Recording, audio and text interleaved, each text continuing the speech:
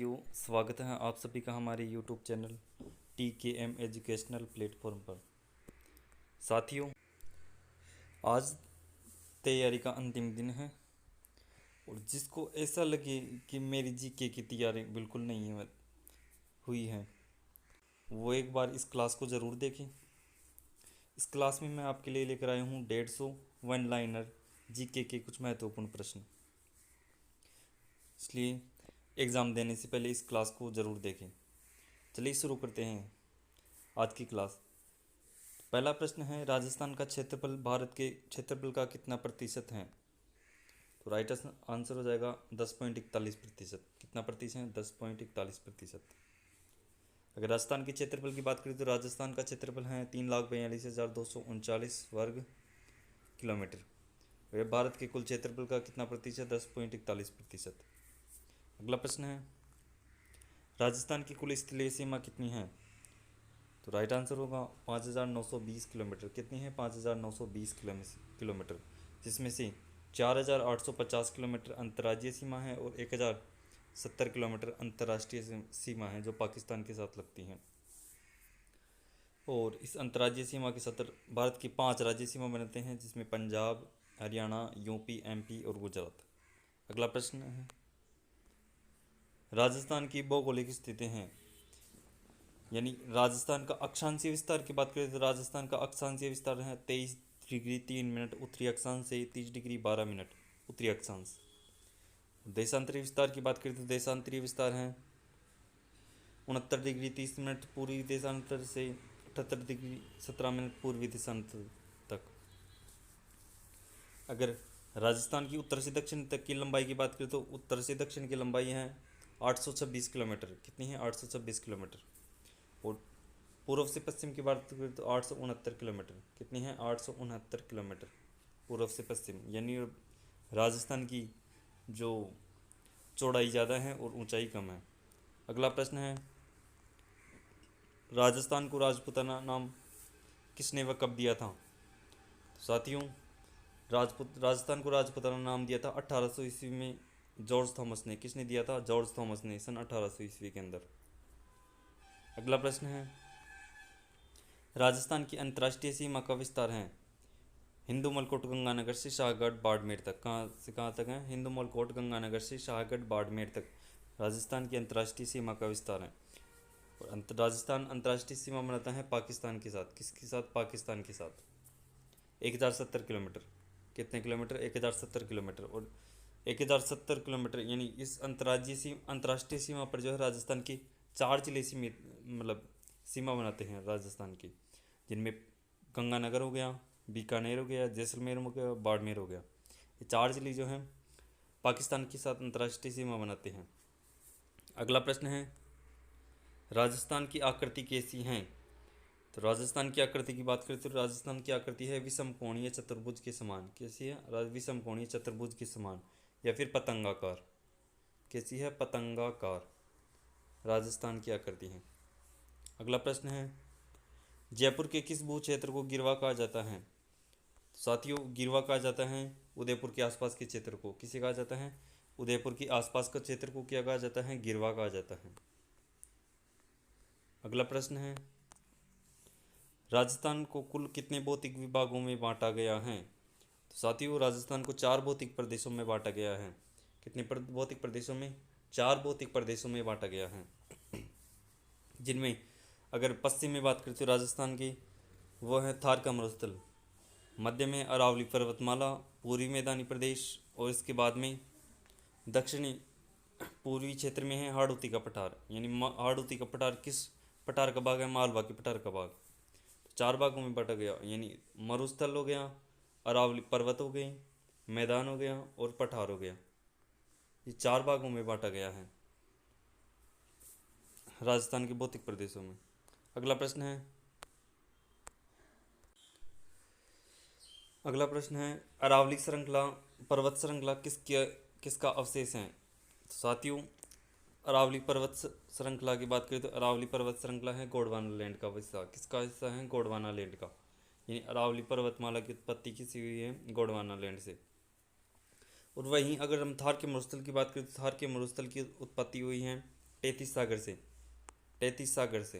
यानी इसका पता कैसे चलता है, क्योंकि थार के मरुस्थल में जो है खारे पानी की झीलें पाई जाती हैं, जिससे पता चलता है कि, और महासागरों का जल कैसा होता है, खारा, जिससे पता चलता है कि थार के मरुस्थल की उत्पत्ति किससे हुई है, तैतीस सागर से। अगला प्रश्न है, अरावली पर्वतमाला की कुल लंबाई कितनी है। तो साथियों, अरावली पर्वतमाला की कुल लंबाई है 692 किलोमीटर। कितनी है, 692 किलोमीटर। अगर राजस्थान में बात करें तो राजस्थान में है 550 किलोमीटर। 550 किलोमीटर राजस्थान में है अरावली पर्वतमाला की कुल लंबाई। और इस अरावली पर्वतमाला को जो है 3 भागों में बांटा गया है राजस्थान के अंदर, उत्तरी अरावली, मध्य अरावली और दक्षिणी अरावली। दक्षिणी अरावली के अंदर राजस्थान की सबसे ऊंची ऊंची चोटियाँ स्थित हैं। उसके बाद में मध्य अरावली के अंदर, और इसके बाद में है उत्तरी अरावली के अंदर। अगला प्रश्न है, राजस्थान में अरावली पर्वत श्रृंखला कितनी लंबी है। यानी अगर पूरे भारत की बात करें तो पूरे भारत में अरावली पर्वतमाला का विस्तार है 692 किलोमीटर, और राजस्थान में है 550 किलोमीटर। ये हो गया 550 किलोमीटर। अगला प्रश्न है, राजस्थान में अरावली पर्वतमाला की समुद्र तल से औसत ऊंचाई है 930 किलोमीटर। कितनी है, 930 किलोमीटर। यानी औसत क्या होता है, यानी अरावली पर्वतमाला यानी ऊबड़ खाबड़ है, कहीं पर ज़्यादा ऊंची हैं तो कहीं पर नीची हैं। तो क्या हो गया कि यानी जो ज़्यादा ऊंची हैं उसको थोड़ा नीचे ले लिया, और जो सबसे ज़्यादा नीचे हैं उसको थोड़ा ऊपर कर दिया, तो इसे कहा जाता है औसत। तो इसकी औसत ऊंचाई कितनी है, 930 किलोमीटर। साथियों, एग्ज़ाम देने से पहले इन प्रश्नों को एक बार ज़रूर देखें, इनकी एग्ज़ाम में आने की संभावना बहुत ज़्यादा है। अगला प्रश्न है, आप पर्वत श्रृंखला में स्थित अचलगढ़ की कितनी ऊंचाई है। यानी अरावली पर्वत श्रृंखला में स्थित अचलगढ़ की ऊंचाई कितनी है। तो अचलगढ़ की पूछ रहा है, यानी अचलगढ़ किस मतलब है किस भाग में आता है, अरावली की दक्षिणी भाग में आता है। इसकी कुल ऊंचाई की बात करते हैं, इसकी कुल ऊंचाई है 1380 किलोमीटर। कितनी है, 1380 मीटर। वहीं गुरु शिखर की बात करते हैं, गुरु शिखर की 1722 मीटर है। और राजस्थान की दूसरी सबसे ऊंची चोटी शेर की बात करें, कौन सी है, शेर, राजस्थान की दूसरी सबसे ऊंची चोटी शेर, इसकी ऊंचाई है 1597 किलोमीटर। कितने मीटर, 1597 मीटर है इसकी ऊंचाई। अगला प्रश्न है, राजस्थान के साथ सीमा बनाने वाले राज्य कौन कौन से हैं। पंजाब, हरियाणा, उत्तर प्रदेश, मध्य प्रदेश और गुजरात।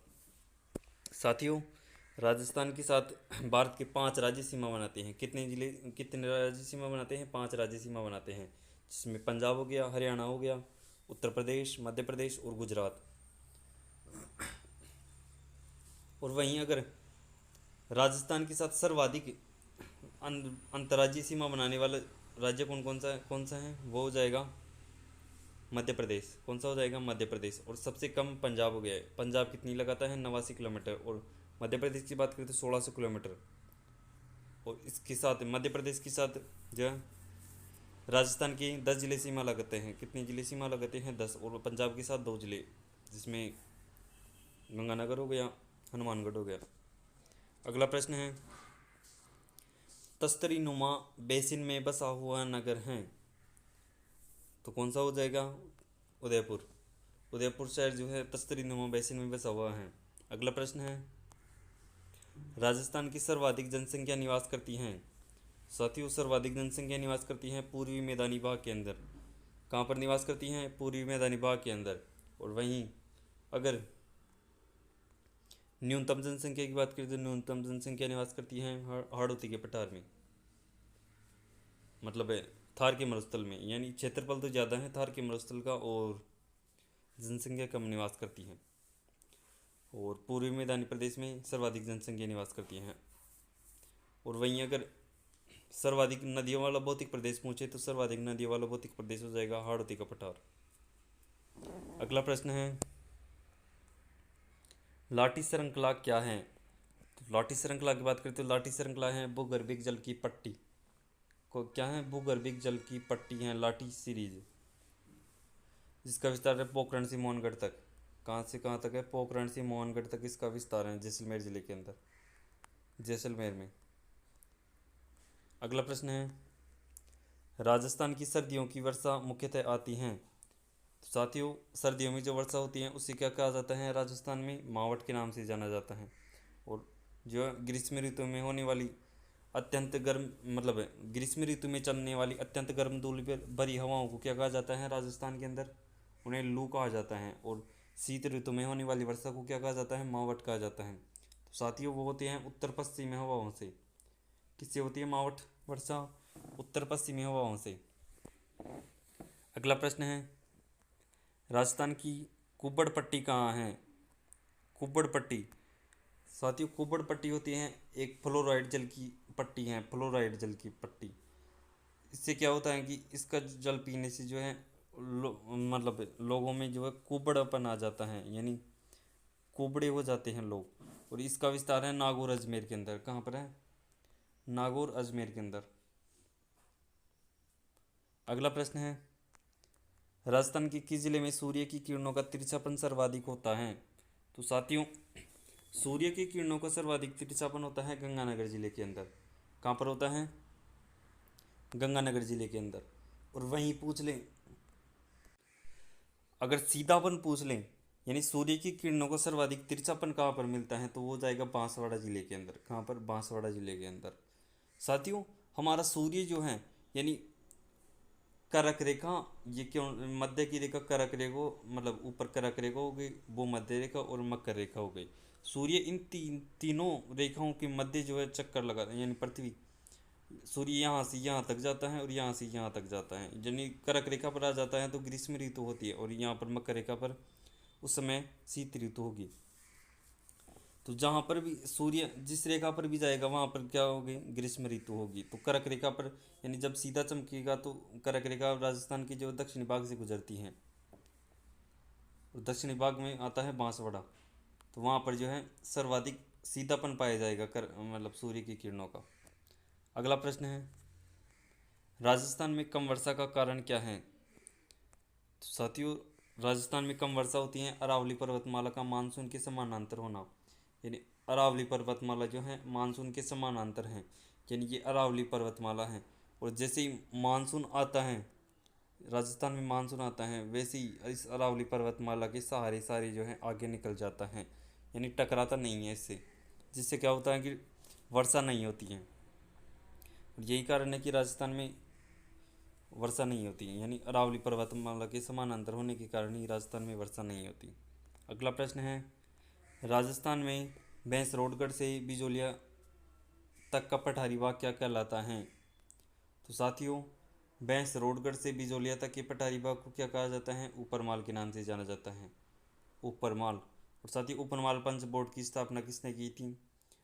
विजय सिंह पथिक ने 1917 के अंदर। अगला प्रश्न है, और अगर भैंसरोडगढ़ की बात करें तो भैंसरोडगढ़ है चित्तौड़गढ़ के अंदर, और बिजोलिया है भीलवाड़ा के अंदर। अगला प्रश्न है, मिट्टी में खारीपन में क्षारीयता की समस्या के समाधान हेतु किसका प्रयोग किया जाता है? साथियों, मिट्टी में क्षारीयता की समस्या के समाधान हेतु जिप्सम का प्रयोग सर्वाधिक प्रयोग किया जाता है। किसका प्रयोग किया जाता है? जिप्सम का सर्वाधिक प्रयोग किया जाता है। अगला प्रश्न है, जैसलमेर जिला का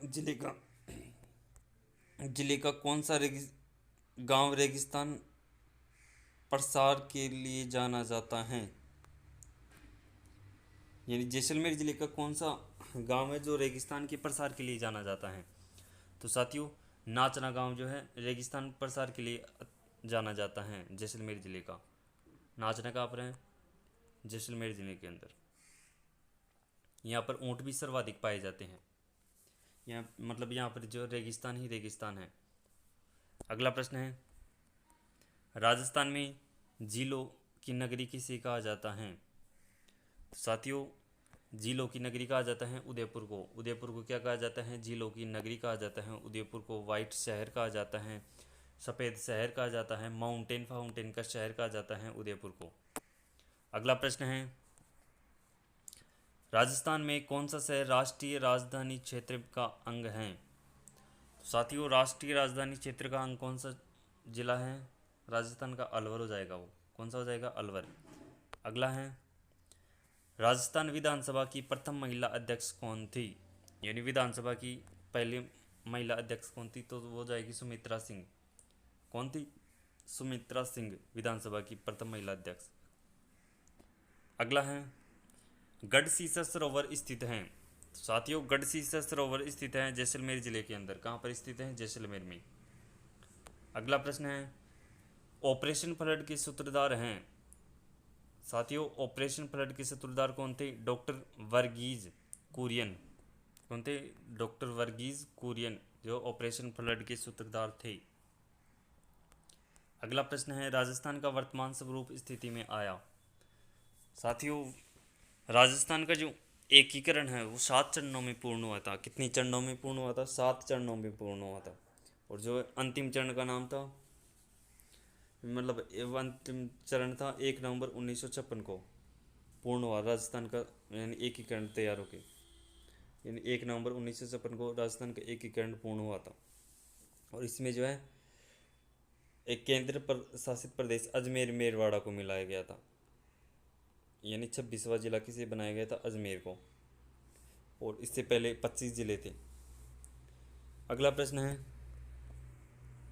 क्षेत्रफल की दृष्टि से राजस्थान का सबसे बड़ा और छोटा जिला क्रमशः है।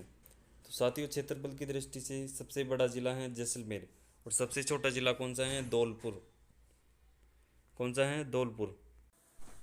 साथियों अगर धौलपुर जिले के क्षेत्रफल की बात करें तो धौलपुर जिले का क्षेत्रफल है 3034 वर्ग किलोमीटर। 3034 वर्ग किलोमीटर। और अगर जैसलमेर की बात करें तो जैसलमेर का है 38,401। 38,401, यानी राजस्थान का सबसे बड़ा जिला कौन सा है क्षेत्रफल की दृष्टि से? जैसलमेर। और सबसे छोटा हो गया धौलपुर। और अगर जनसंख्या की दृष्टि से बात करें तो जनसंख्या की दृष्टि से सबसे बड़ा जिला है राजस्थान का जयपुर। कौन सा हो जाएगा? जयपुर हो जाएगा। अगला है भारत में सबसे प्राचीन वलित पर्वतमाला श्रृंखला है, यानी पर्वत श्रृंखला कौन सी है भारत की सबसे प्राचीन? तो वो जाएगी अरावली पर्वतमाला। कौन सी है? अरावली पर्वतमाला। कहाँ पर स्थित है? राजस्थान के अंदर। इसकी कुल लंबाई है 692 किलोमीटर। कितनी है? 692 किलोमीटर। और राजस्थान में इसकी 550 किलोमीटर। और इसका विस्तार है गुजरात, हाँ गुजरात के पालनपुर, गुजरात से लेकर दिल्ली की राजसेना पहाड़ी तक इसका विस्तार है। अगला प्रश्न है मावठ क्या है? तो साथियों मावठ है राजस्थान में शीत ऋतु में होने वाली वर्षा, यानी राजस्थान में शीत ऋतु में होने वाली वर्षा को क्या कहा जाता है? मावठ वर्षा कहा जाता है।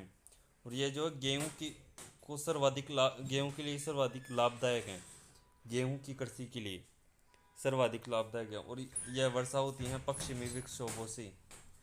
पश्चिमी विक्षोभों से यह वर्षा होती है। अगला प्रश्न है थार के मरुस्थल को किस नाम से जाना जाता है? तो साथियों थार के मरुस्थल को कहा जाता है ग्रेट इंडियन डेजर्ट। क्या कहा जाता है? Great Indian desert. और साथियों एक होता है राजस्थान का राज्य पक्षी गोडावन। कौन सा है? गोडावन। इसे कहा जाता है great Indian bustard. Great Indian bustard के नाम से जाना जाता है। अगला प्रश्न है राजस्थान किस ताप कटिबंध में आता है? तो साथियों राजस्थान में सर्वाधिक जो है उष्ण शीतोष्ण कटिबंध में आता है। राजस्थान किस कटिबंध में आता है? उष्ण शीतोष्ण कटिबंध में आता है। यहाँ पर जो है सर्वाधिक गर्मी पड़ती है, सर्वाधिक तापमान होता है। अगला प्रश्न है राजस्थान की अरावली श्रेणियों की दिशा है, यानी अरावली पर्वतमाला का विस्तार मतलब किस दिशा में है? तो अरावली श्रेणियों का विस्तार हो जाएगा दक्षिण पश्चिम से उत्तर पूर्व की ओर, यानी दक्षिण पश्चिम से उत्तर पूर्व की ओर इस दिशा में ऐसे फैली हुई है अरावली पर्वतमाला।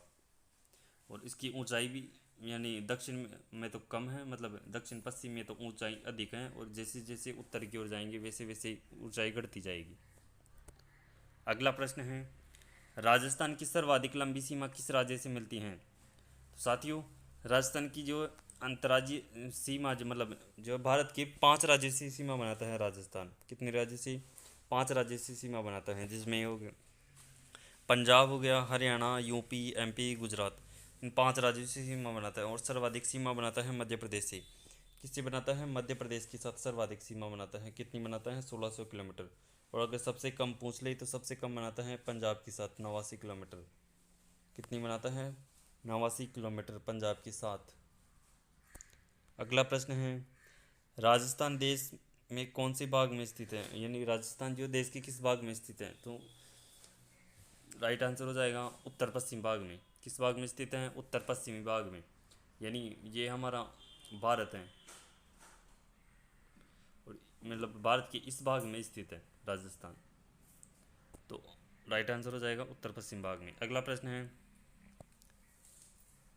जिस राज्य के साथ राजस्थान की सबसे छोटी अंतर्राष्ट्रीय सीमा है वह है?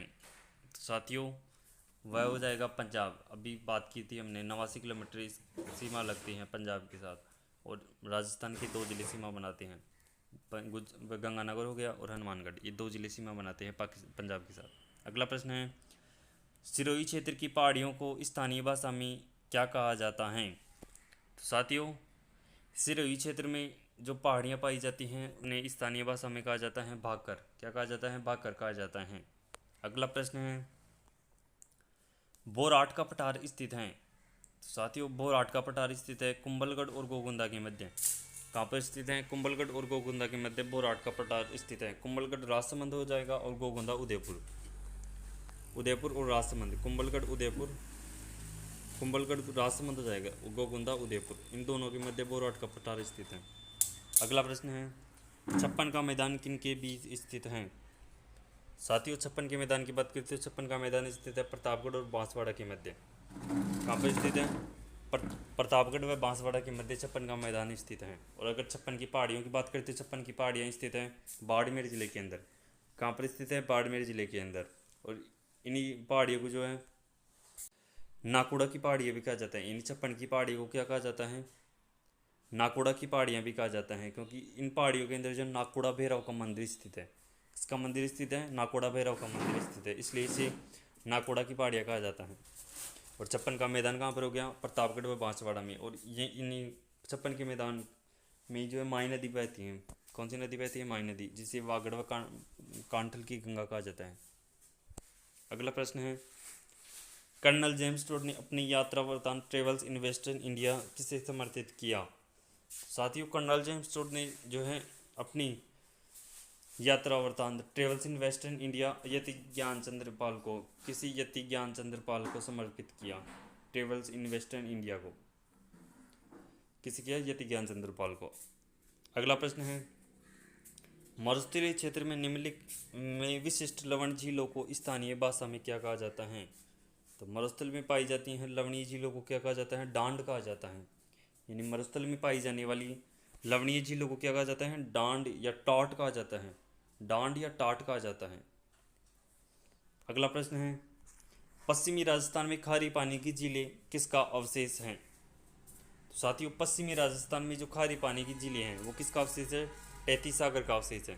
यानी थार का मरुस्थल, अगर हम थार के मरुस्थल की बात करें तो किसका अवशेष है?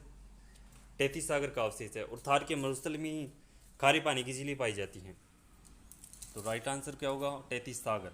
और अगर हम अरावली पर्वतमाला की बात करें तो अरावली पर्वतमाला का किसका विस्तार है? गोंडवाना लैंड का। अरावली पर्वतमाला की उत्पत्ति किससे हुई है? गोंडवाना लैंड से। अगला प्रश्न है, वन की आशा कौन सी नदी को कहा जाता है?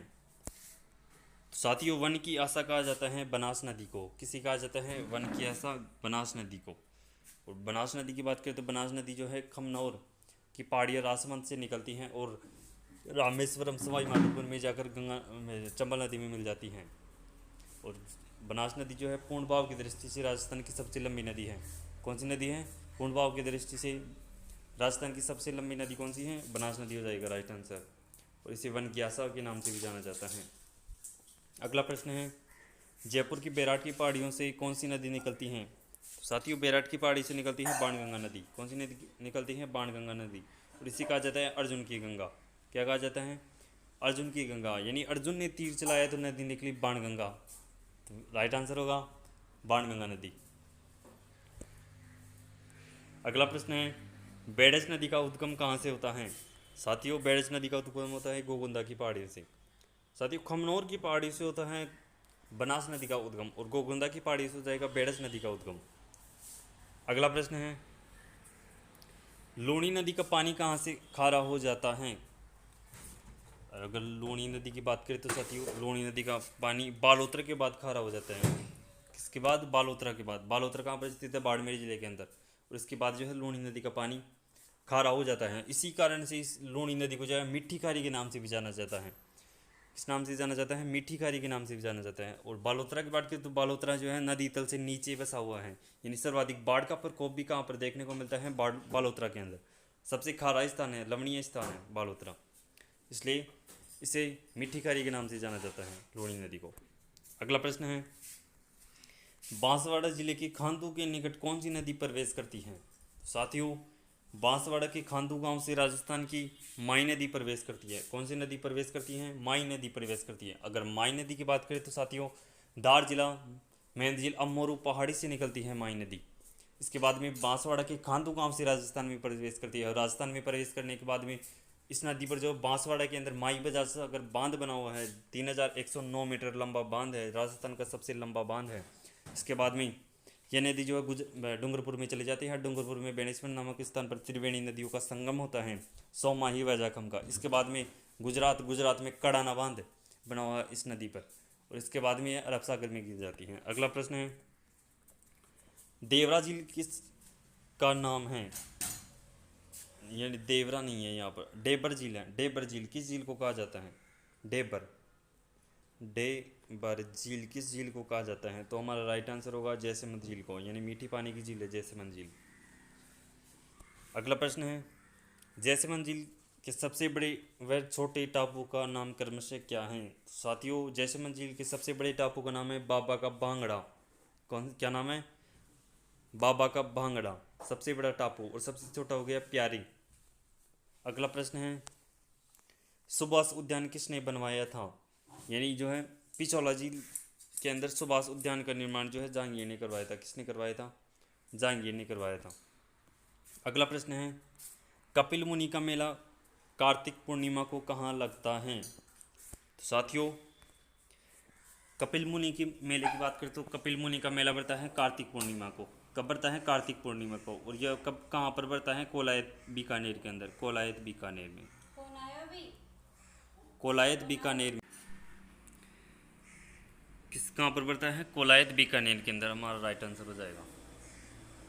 अगला प्रश्न है, लूनी नदी का जल किस नदी में गिरता है? तो लूनी नदी के जल की बात करते तो साथियों, लूनी नदी का जल गिरता है कच्छका रण। किस में गिरता है? कच्छका रण गुजरात के अंदर स्थित है। कहाँ पर स्थित है? गुजरात के अंदर स्थित है। और लूनी नदी जो है अजमेर के नाग पहाड़ से निकलती है, और 6 जिलों में बहने के बाद में कच्छ के रण में, जिसे लिटिल रण के नाम से भी जाना जाता है, वहाँ पर जाकर गिर जाती हैं। और यह जो है अरब सागर में गिरने वाली नदी है।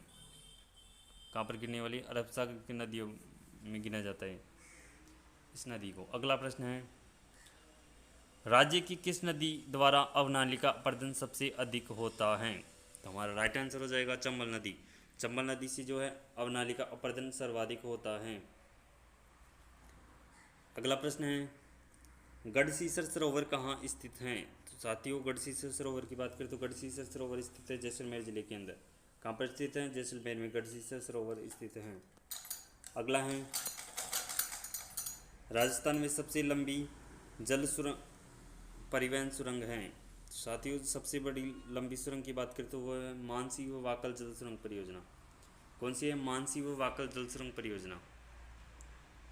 अगला है, राजस्थान की सबसे बड़ी कृत्रिम झील है। साथियों, सबसे बड़ी कृत्रिम झील की बात करें तो वो हो जाएगी जैसमंद झील। कौन सी है? जैसमंद झील। ये मीठी पानी की सबसे बड़ी झील है। मीठी पानी की सबसे बड़ी झील कौन सी है? जैसमंद झील। अगला प्रश्न है, आबानेरी की चांद बावड़ी किस जिले में स्थित है? आबानेरी की चांद बावड़ी की बात करें तो आबानेरी की चांद बावड़ी स्थित है दौसा के अंदर। कहाँ पर स्थित है? दौसा जिले के अंदर।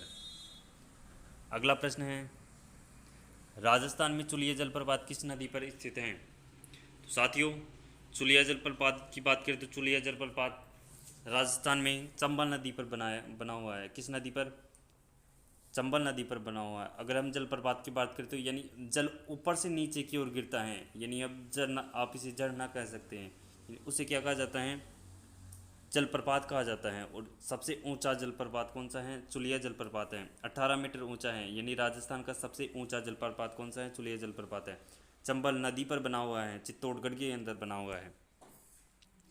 अगला प्रश्न है, वह झील जिसमें गोमती नदी जाकर गिरती है, वह जिसका उत्तरी भाग नौचौकी के नाम से जाना जाता है, उस कौन सा है, किस झील को कहा जाता है, नौचौकी की पाल। तो हमारा राइट आंसर हो जाएगा राजसमंद। कौन सा है, राजसमंद झील के अंदर जो है गोमती नदी का पानी जाकर गिरता है, और इसी झील के अंदर जो है नौचौकी की पाल स्थित है।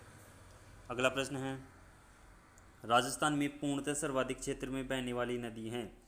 यानी पूर्णतः राजस्थान में बहने वाली सबसे लंबी कौन सी है, बनास नदी हो जाएगी। और अगर वैसे सबसे लंबी कौन पूछ ले, राजस्थान की सबसे लंबी वो हो जाएगी चंबल नदी। अगर पूर्ण बहाव की दृष्टि से पूछ ले तो वो हो जाएगी बनास नदी। अगर आंतरिक जल प्रवाह की पूछ ले कि आंतरिक प्रवाह जल प्रवाह की सबसे लंबी नदी कौन सी है, तो वो हो जाएगा घग्गर। और अगर पूर्ण बहाव की दृष्टि से आंतरिक जल प्रवाह की सबसे लंबी पूछ ले तो वो हो जाएगी कांतली नदी। कितनी है, कौन सी है, कांतली नदी। इसकी कुल लंबाई की बात करें तो इसकी कुल लंबाई 100 किलोमीटर। और यह जो है सिक्कर में कंडेला की पहाड़ी से निकलती है, कांतली नदी। अगला प्रश्न है, मांडलगढ़ के निकट त्रिवेणी पर जो 3 नदियाँ मिलती हैं वह हैं, यानी मांडलगढ़ कहाँ पर स्थित है, भीलवाड़ा में त्रिवेणी नदियों का संगम होता है। और कौन कौन सी नदियों का संगम होता है, बनास, बेड़च और मैनाल, इन 3 नदियों का त्रिवेणी संगम होता है मांडलगढ़ भीलवाड़ा के अंदर। और अगर बेणेश्वर की बात करें तो बेणेश्वर में सोम, माही व जाखम का त्रिवेणी नदियों का संगम होता है। किसका होता है, त्रिवेणी नदियों का संगम सोम, माही व जाखम का। और अगर रामेश्वरम की बात करें, रामेश्वरम कहाँ पर स्थित है, सवाई माधोपुर के अंदर।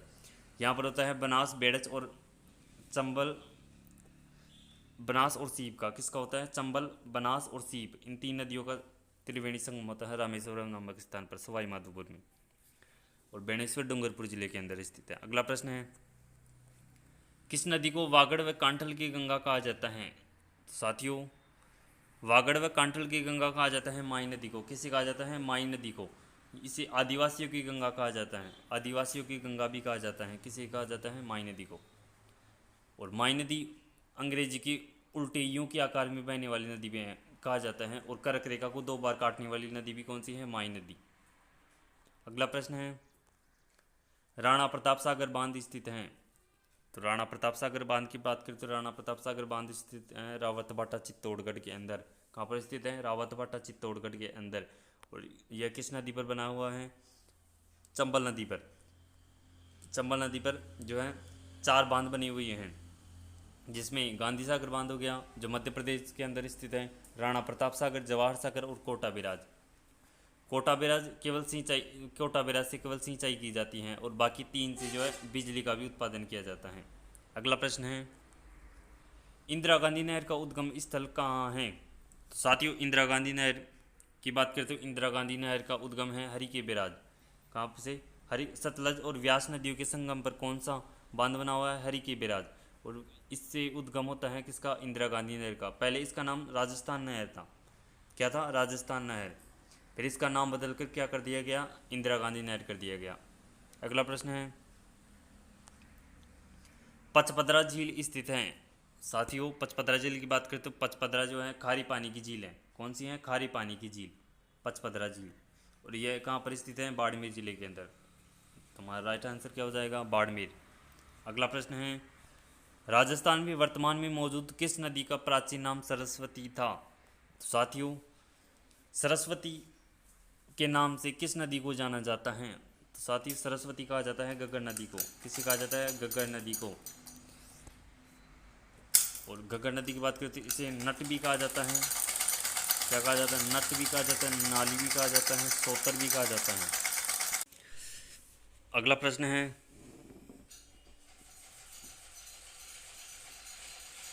जाखम डैम राजस्थान के किस जिले में स्थित है। तो साथियों, जाखम बांध की बात करें तो जाखम बांध स्थित है प्रतापगढ़ जिले के अंदर। कहाँ पर स्थित है, प्रतापगढ़ के अंदर, जाखम नदी पर।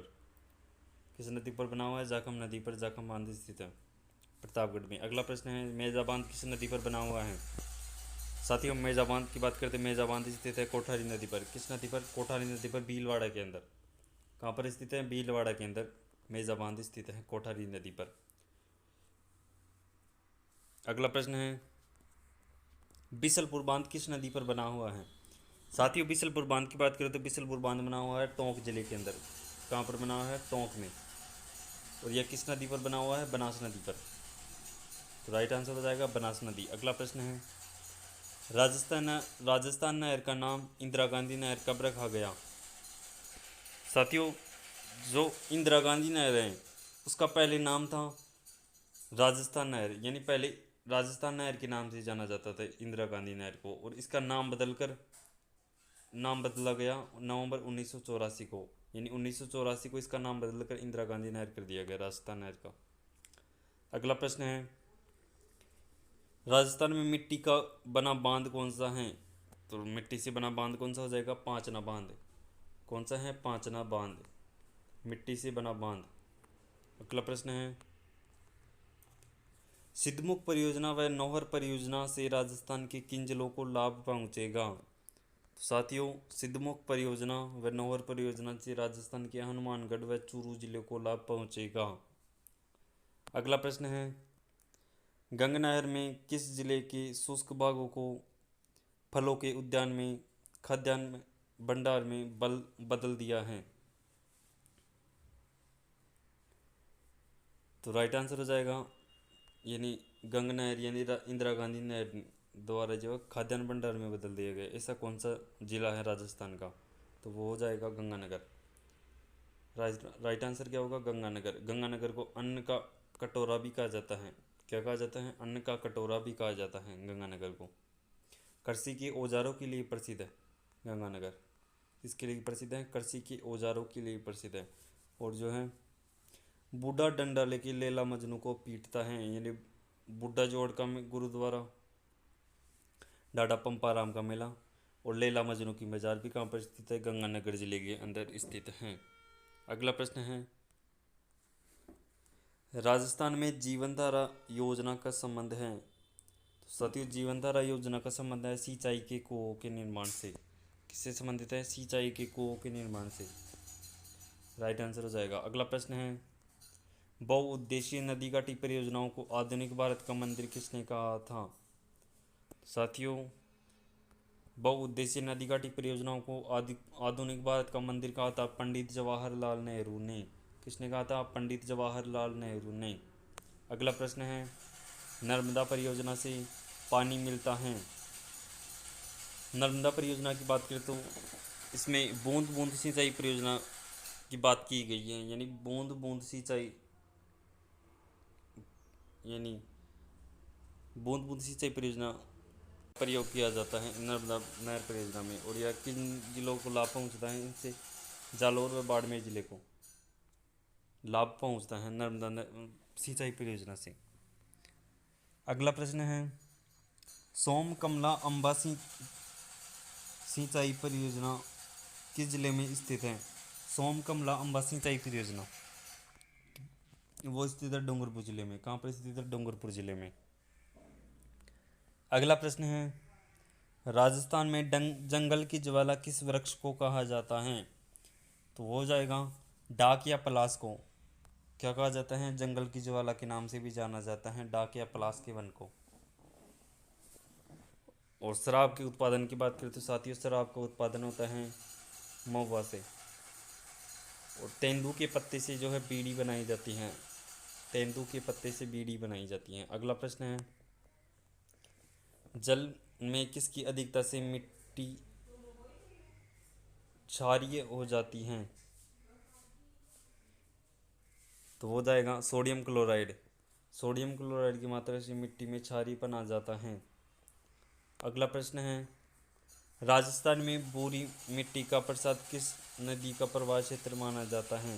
यानी भूरी मिट्टी किस क्षेत्र में मतलब किस नदी क्षेत्र में पाई जाती है?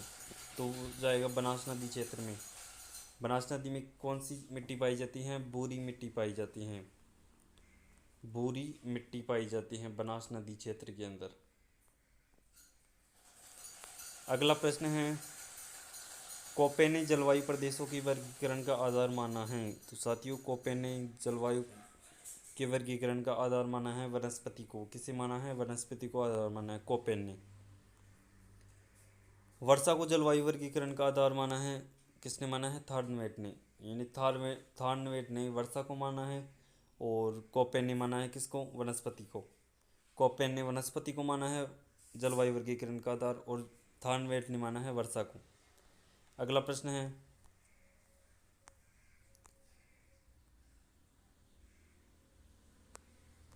यहाँ पर है थार का कल्प वृक्ष। क्या है यहाँ पर? थार का कल्प वृक्ष किस पेड़ को कहा जाता है? थार का कल्प वृक्ष।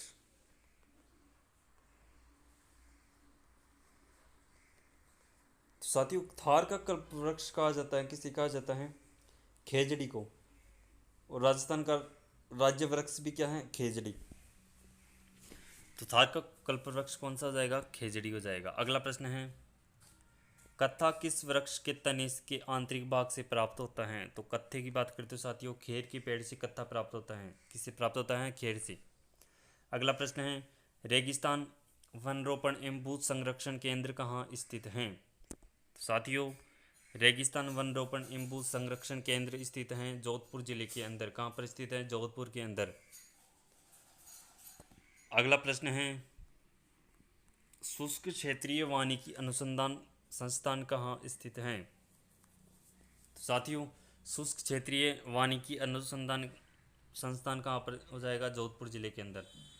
कहाँ पर हो जाएगा? जोधपुर जिले के अंदर। अगला प्रश्न है, देश का एकमात्र अभ्यारण्य है जहाँ पर भेड़िए प्रजनन करते हैं। यानी ऐसा कौन सा अभ्यारण्य है जहाँ पर भेड़ियों का प्रजनन होता है? तो हो जाएगा कुंभलगढ़ अभ्यारण्य। कौन सा है? कुंभलगढ़ अभ्यारण्य राजसमंद। यहाँ पर जो है भेड़ियों का प्रजनन होता है। अगला प्रश्न है, अमृता देवी पुरस्कार किस क्षेत्र से संबंधित हैं? तो साथियों अमृता देवी पुरस्कार संबंधित है वन संरक्षण से। यानी पेड़ों को बचाने के लिए जो है अमृता देवी ने अपना बलिदान दे दिया था। यानी पेड़ों से चिपक कर जो है अपना बलिदान दिया था। किसने? अमृता देवी ने। और यह किससे संबंधित है? वन संरक्षण से। यानी वनों को बचाने के लिए जो अपनी जान दी थी इसने। अगला प्रश्न है, राजस्थान के पश्चिमी भाग में वन किस रूप में हैं? साथियों पश्चिमी भाग में बात करते हैं, पश्चिमी भाग में राजस्थान की मरुस्थल ही मरुस्थल हैं और मरुस्थल में पाई जाती हैं कांटेदार झाड़ियाँ। क्या पाई जाती हैं? कांटेदार झाड़ियाँ पाई जाती हैं मरुस्थल के अंदर, यानी थार के मरुस्थल में। अगला प्रश्न है, सेवण क्या है? साथियों सेवण है एक घास का मैदान। क्या है? एक घास का मैदान जो जैसलमेर में पाए जाते हैं सेवण घास।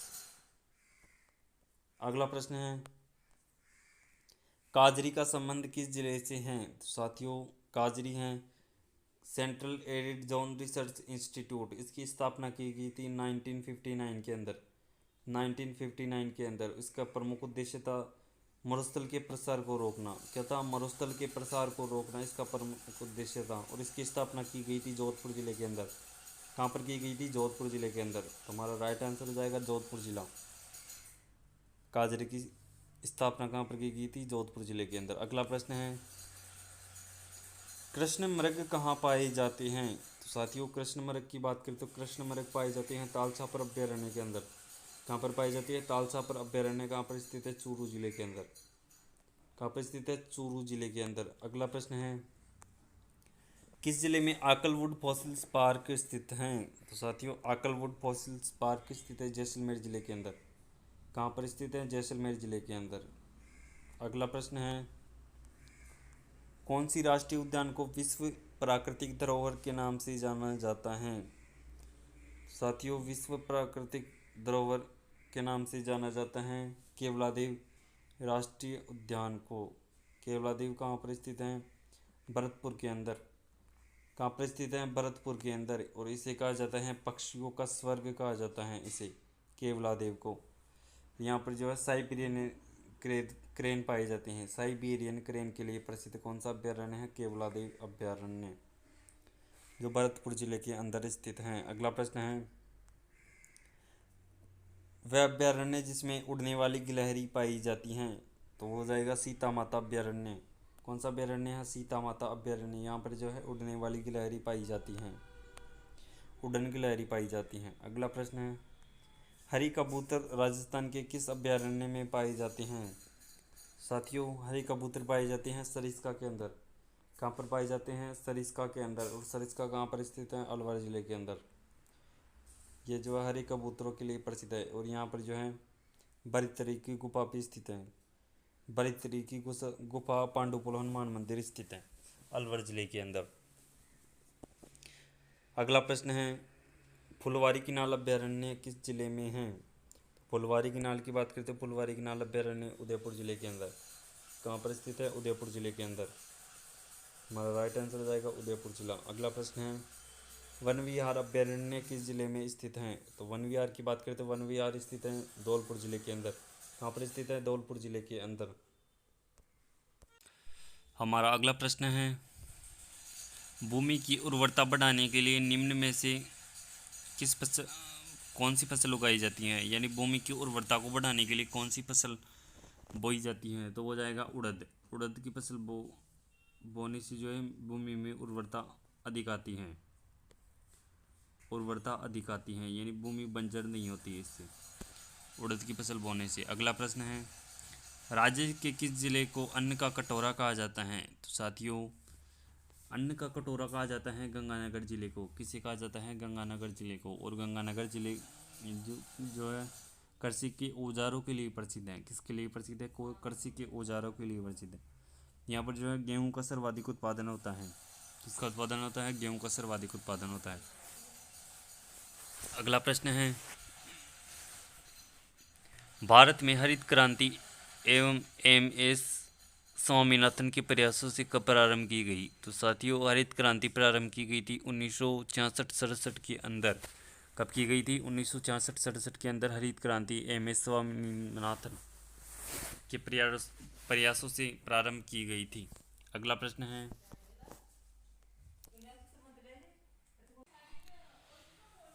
प्रश्न है, राष्ट्रीय सरसों अनुसंधान केंद्र स्थित है। तो साथियों, राष्ट्रीय सरसों अनुसंधान केंद्र की बात करें तो वो स्थित है सेवर भरतपुर के अंदर। कहाँ पर स्थित है? सेवर भरतपुर में राष्ट्रीय सरसों अनुसंधान केंद्र स्थित है। मोस्ट इम्पोर्टेंट प्रश्न। अगला प्रश्न है, राजस्थान का राजकोट किसे कहा जाता है? तो साथियों, राजस्थान के राजकोट की बात करें तो राजस्थान का राजकोट कहा जाता है लूणकरणसर को। किसे कहा जाता है? लूणकरणसर को राजस्थान का राजकोट कहा जाता है। और यहाँ पर जो है सर्वाधिक मूंगफली का उत्पादन होता है। क्या किसका उत्पादन होता है? सर्वाधिक मूंगफली का उत्पादन होता है, इसलिए इसे जो है राजस्थान का राजकोट कहा जाता है। यानी मूंगफली उत्पादन के कारण ही इसे जो है राजस्थान का राजकोट कहा जाता है। अगला प्रश्न है, और अगर लूणकरणसर की बात करें तो लूणकरणसर स्थित है बीकानेर जिले के अंदर। कहाँ पर स्थित है? बीकानेर में। अगला प्रश्न है, किस नस्ल की भेड़ शेखावाटी क्षेत्र में पाई जाती हैं जो अच्छी किस्म की ऊन के लिए प्रसिद्ध हैं? तो साथियों, शेखावाटी क्षेत्र में पाई जाने वाली अच्छी किस्म की भेड़ हैं वो हैं चोकला। कौन सी भेड़ है? चोकला। चोकला भेड़ की नस्ल जो सबसे अच्छी मानी जाती हैं, सबसे अच्छी मानी जाती हैं ऊन के लिए। यह कहाँ पर पाई जाती है? शेखावाटी। शेखावाटी क्षेत्र में कौन कौन से जिले आते हैं? सीकर, चूरू, झुंझुनू। अगला प्रश्न है, केंद्रीय भेड़ एवं ऊन अनुसंधान केंद्र संस्थान स्थापित हैं। साथियों, केंद्रीय भेड़ एवं ऊन अनुसंधान केंद्र स्थित है अविका नगर टोंक के अंदर। कहाँ पर स्थित है? अविका नगर टोंक। राइट आंसर हो जाएगा हमारा। अगला प्रश्न है, केंद्रीय ऊंट प्रजनन केंद्र स्थित हैं। तो साथियों, केंद्रीय ऊंट प्रजनन केंद्र स्थित है जोड़बीड़ के अंदर। जोड़बीड़ कहाँ पर स्थित है? बीकानेर के अंदर। जोड़बीड़ बीकानेर में केंद्रीय ऊंट प्रजनन केंद्र स्थित हैं। और सर्वाधिक ऊंट भी खाई जाती हैं बीकानेर के अंदर। और जो ऊंट की काल पर जो सुनहरा चित्रण किया जाता है उसे कहा जाता है उस्ता कला। उस्ता कला कहाँ की प्रसिद्ध है? बीकानेर की। और उस्ता कला के प्रसिद्ध कलाकारों को क्या कहा जाता है? उस्ताद कहा जाता है? क्या कहा जाता है? उस्ताद। अगला प्रश्न है, राजस्थान में सुनहरी क्रांति का संबंध है बागवानी उत्पादन से? किससे है? बागवानी उत्पादन से। सुनहरी क्रांति का संबंध किससे है? बागवानी उत्पादन से। अगला प्रश्न है, राजस्थान में माही, कंचन, माही धवल और मेघा किसकी किस्में हैं? तो साथियों, राजस्थान में माही धवल, माही कंचन व मेघा किस्में हैं किसकी है? मक्का की। तो राइट आंसर क्या होगा? मक्का। और मक्का का सर्वाधिक उत्पादन लाल मृदा में होता है। कहाँ किस में होता है? लाल मृदा में। अगला प्रश्न है, स्थानांतरित कृषि को राजस्थान में किस नाम से ही जाना जाता है? साथियों, स्थानांतरित कृषि वो होती हैं जो घूम घूम कर की जाती हैं। कि घूम घूम कर जो कृषि की जाती हैं उसे क्या कहा जाता है? स्थानांतरित कृषि। और उसे राजस्थान में क्या कहा जाता है? वालरा कहा जाता है। क्या कहा जाता है? वालरा। यानी जंगलों को काट कर जो है आदिवासियों द्वारा जो कृषि की जाती है उसे क्या कहा जाता है? स्थानांतरित कृषि। अगला प्रश्न है, राजस्थान में पशुधन के लिए निःशुल्क दवा योजना का प्रारंभ कब कब मतलब कब प्रारंभ किया गया? यानी पशुधन के लिए निःशुल्क दवा योजना कब से प्रारंभ की गई? तो वो हो जाएगा 2012 से। कब से की गई थी? 2012 से। राइट आंसर हो जाएगा। अगला प्रश्न है, राजस्थान की दक्षिणी पूर्वी पठारी क्षेत्र में आदिवासियों द्वारा की जाने वाली कृषि को कहा जाता है? तो साथियों, दक्षिणी पूर्वी पठारी क्षेत्र में आदिवासियों द्वारा की जाने वाली कृषि को क्या कहा जाता है? चिमाता कहा जाता है। क्या कहा जाता है? चिमाता कहा जाता है। और दक्षिणी पूर्वी मैदानी क्षेत्र में की जाने वाली कृषि को क्या कहा जाता है? दजिया कहा जाता है। क्या कहा जाता है? दजिया। दजिया और चिमाता। मैदानी क्षेत्र में क्या हो जाएगा? दजिया। और पहाड़ी क्षेत्र में क्या हो जाएगा? चिमाता। अगला प्रश्न है, ताजमहल में किस संगमरमर का प्रयोग किया गया था? तो साथियों, ताजमहल की बात करते हैं उसमें प्रयोग किया था मकराना। मकराना नागौर। मकराना के संगमरमर का प्रयोग किया गया था इसके अंदर, जो कहाँ पर स्थित है? मकराना के कहाँ? नागौर जिले के अंदर स्थित है।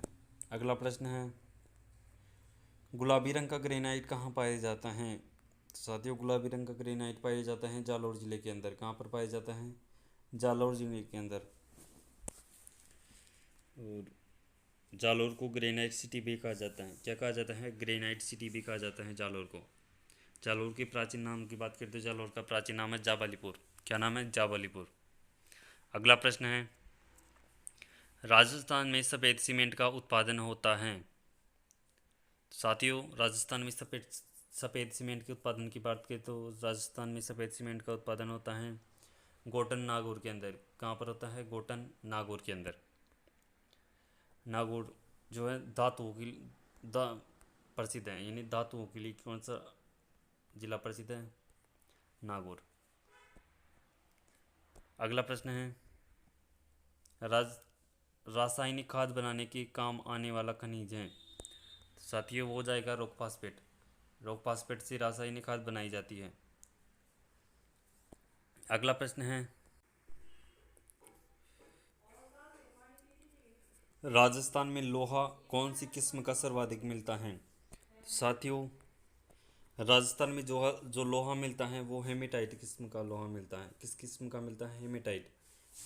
लोहे की बात करें तो लोहा मैग्नेटाइट, हेमेटाइट, लिमोनाइट और सिडेराइट, 4 प्रकार का लोहा पाया जाता है। राजस्थान में कौन सी प्रकार का पाया जाता है? हेमेटाइट।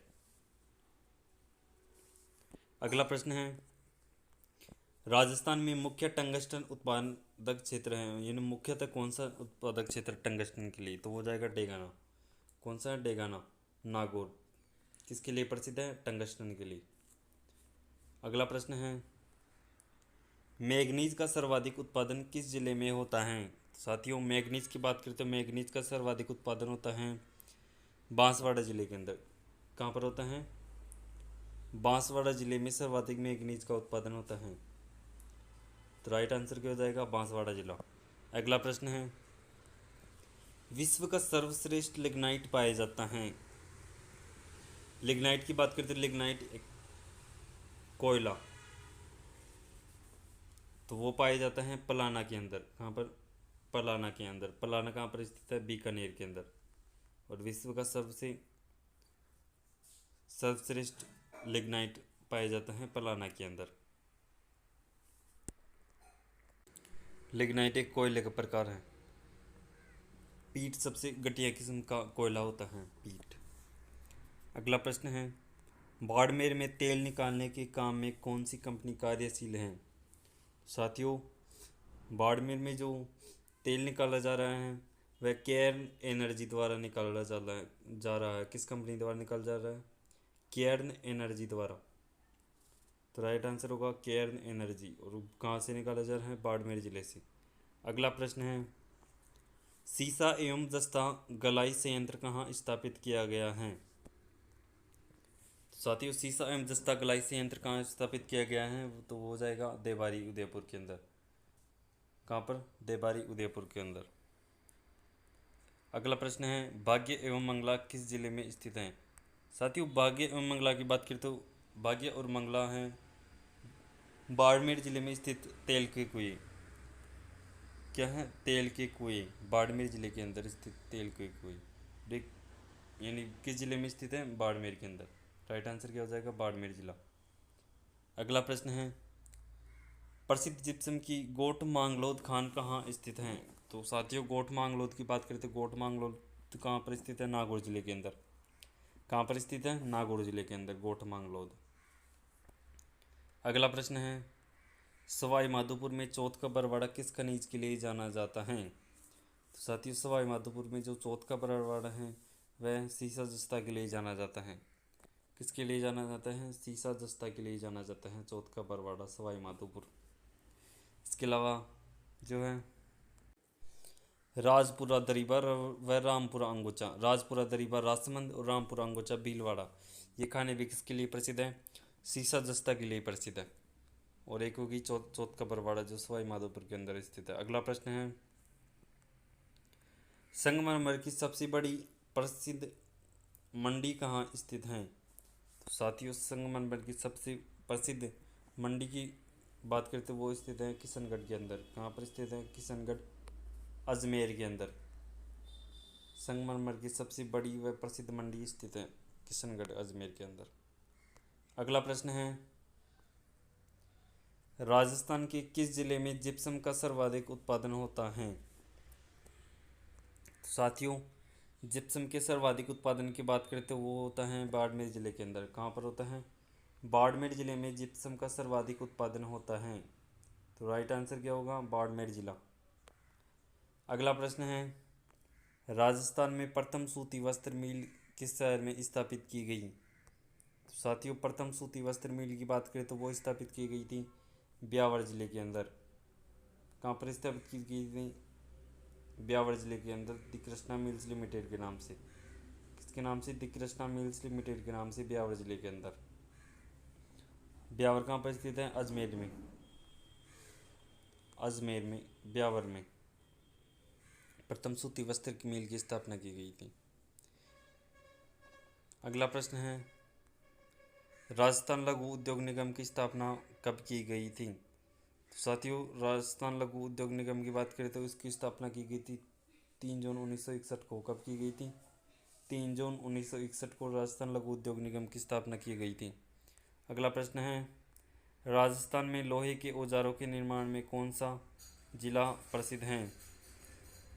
साथियों, लोहे के औजारों के लिए प्रसिद्ध है नागौर जिला। नागौर को धातु नगरी कहा जाता है। क्या कहा जाता है? धातु नगरी कहा जाता है। यानी लोहे के औजारों के लिए सर्वाधिक प्रसिद्ध कौन सा जिला है? नागौर जिला। अगला प्रश्न है,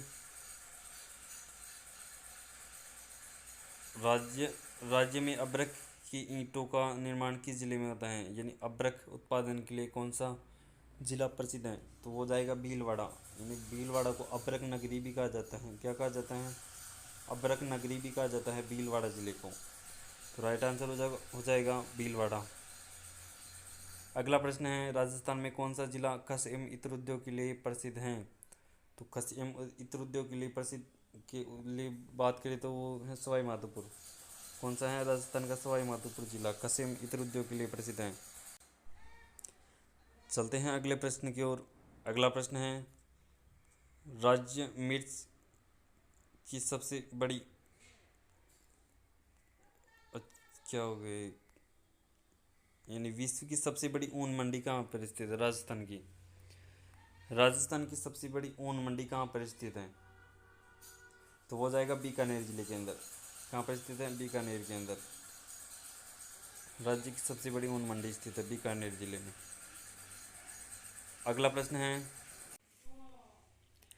प्रश्न है खेलकूद का सामान कहाँ बनाया जाता है? तो साथियों, खेलकूद का सामान बनाया जाता है हनुमानगढ़ जिले के अंदर।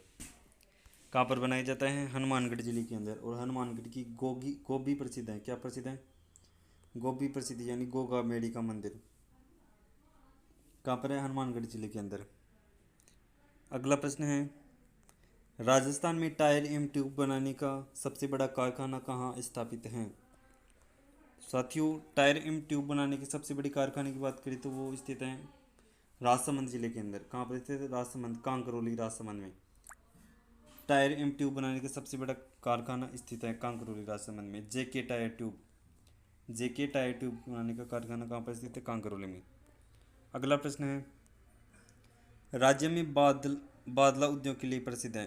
तो बादले की बात करें तो साथियों, बादला है यानी जिंक से बनी हुई एक पानी की बोतल, यानी राजस्थान में इसका प्रयोग ठंडा पानी रखने के लिए किया जाता है। और यह बादला कहाँ का प्रसिद्ध है? जोधपुर जिले का प्रसिद्ध है। तो राइट आंसर क्या हो जाएगा? जोधपुर जिला। अगला प्रश्न है राज्य में दाबू प्रिंट के लिए प्रसिद्ध स्थान कौन सा है? तो साथियों, दाबू प्रिंट के लिए प्रसिद्ध है आकोला चित्तौड़गढ़। कौन सा स्थान प्रसिद्ध है? आकोला चित्तौड़गढ़। आकोला चित्तौड़गढ़ दाबू प्रिंट के लिए प्रसिद्ध है। और अजरक प्रिंट के लिए प्रसिद्ध है बालोतरा बाड़मेर। अजरक और मलिर प्रिंट, ये दोनों जो हैं बालोतरा बाड़मेर की प्रसिद्ध है। और सांगानेरी और बगरू की बात करें तो ये प्रसिद्ध हैं जयपुर की। अगला प्रश्न है कौन सा उद्योग राजस्थान का सबसे प्राचीन व संगठित उद्योग है? तो सबसे प्राचीन उद्योग की बात करें तो साथियों, राजस्थान का सबसे प्राचीनतम उद्योग है सूती वस्त्र उद्योग। कौन सा उद्योग है? सूती वस्त्र उद्योग। और इसकी स्थापना ब्यावर जिले के अंदर की गई थी, ब्यावर अजमेर के अंदर। अगला प्रश्न है राष्ट्रीय बीज मसाला अनुसंधान केंद्र स्थित है। तो साथियों, राष्ट्रीय बीज मसाला अनुसंधान केंद्र स्थित है तबीजी अजमेर के अंदर। कहाँ पर स्थित है? तबीजी अजमेर में राष्ट्रीय बीज मसाला अनुसंधान केंद्र स्थित है। अगला प्रश्न है मरु त्रिकोण में शामिल जिले हैं। तो साथियों, मरु त्रिकोण में शामिल जिले हैं जोधपुर, जैसलमेर व बीकानेर। कौन कौन से हैं? जोधपुर हो गया, जैसलमेर हो गया और बीकानेर हो गया। ये तीनों मरु त्रिकोण में शामिल जिले हैं। अगला प्रश्न है रिको की स्थापना कब की गई थी?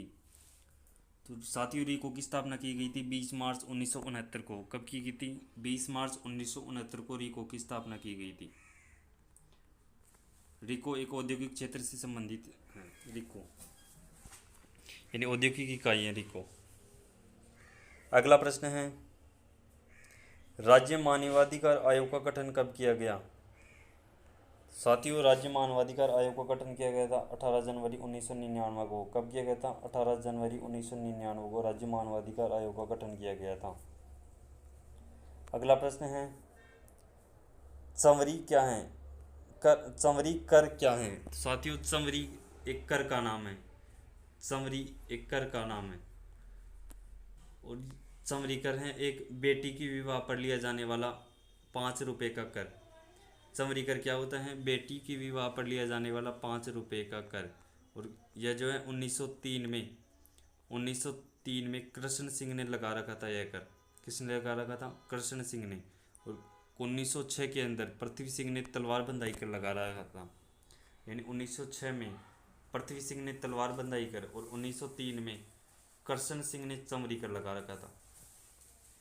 अगला प्रश्न है अजमेर में 2.5 दिन का झोंपड़ा किसने बनवाया? तो साथियों, अजमेर में जो 2.5 दिन का झोंपड़ा बना हुआ है वो कुतुबुद्दीन ऐबक ने बनवाया था। किसने बनवाया था? कुतुबुद्दीन ऐबक ने। पहले यह एक संस्कृत पाठशाला थी। क्या थी? संस्कृत पाठशाला थी। लेकिन कुतुबुद्दीन ऐबक ने इसे जो है 2.5 दिन के झोंपड़े के रूप में बदल दिया। अगला प्रश्न है बेवाण क्या है?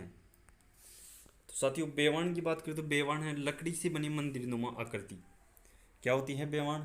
लकड़ी से बनी मंदिर नुमा आकृति, यानी मंदिर नुमा आकृति, यानी महिलाओं के सामान रखने का काम में आते हैं ऐसे, उसे क्या कहा जाता है? बेवान कहा जाता है। अगला प्रश्न है, थार का गढ़ा किसे कहा जाता है? तो वो जाएगा चांदल नलकूप। कौन सा हो जाएगा? चांदल नलकूप। कहाँ पर स्थित है? जैसलमेर में। और इसी थार का गढ़ा क्यों कहा जाता है? क्योंकि यह जो है मीठे पानी के लिए प्रसिद्ध है, इसलिए इसे जो है थार का गढ़ा कहा जाता है, जैसलमेर के चांदल नलकूप को। चलते हैं अगले प्रश्न की ओर। अगला प्रश्न है, नवोदय विद्यालय की कितने प्रतिशत सीम यानी नवोदय विद्यालय की कितने प्रतिशत सीटें ग्रामीण क्षेत्रों के लिए आरक्षित हैं? तो वो हो जाएगा 75% सीटें। कितनी हो जाएगी? 75% सीटें नवोदय विद्यालय में ग्रामीण क्षेत्रों के लिए आरक्षित हैं। चलते हैं आज के अंतिम प्रश्न की ओर। आज का अंतिम प्रश्न है, रागा व जरगा पहाड़ी के मध्य स्थित हरा भरा क्षेत्र क्या कहलाता है? तो साथियों, रागा व जरगा पहाड़ी के मध्य जो हरा भरा क्षेत्र है उसे क्या कहा जाता है? देशहरो। क्या कहा जाता है? देशहरो। यह क्षेत्र जो है वर्ष भर हरा भरा रहता है। वर्ष भर कैसा रहता है? हरा भरा रहता है, इसलिए इसे देशहरो के नाम से जाना जाता है। रागा व जरगा पहाड़ियों पर स्थित है उदयपुर जिले के अंदर। कहाँ पर स्थित है? उदयपुर जिले के अंदर। तो साथियों, आज के लिए इतना ही।